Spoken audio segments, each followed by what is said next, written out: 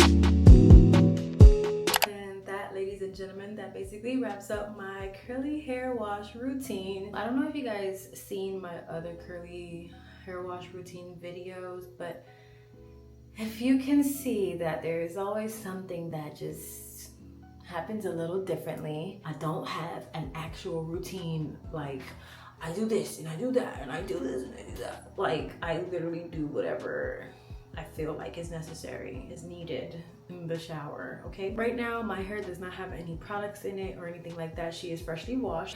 I will basically do my moisturizer routine, which I will include this in a separate video because I feel like this one is already long enough. So don't forget to tune into my Everything Curly Hair playlist on my YouTube channel. Everything hair related will be in that playlist. Don't forget to give this video a like, comment, and subscribe. Make sure you turn on bell notifications to get notified every time I post a new video so you don't miss out. Just like this one. With that being said, I hope you guys enjoyed my video and I'll see you guys in my next one. Bye.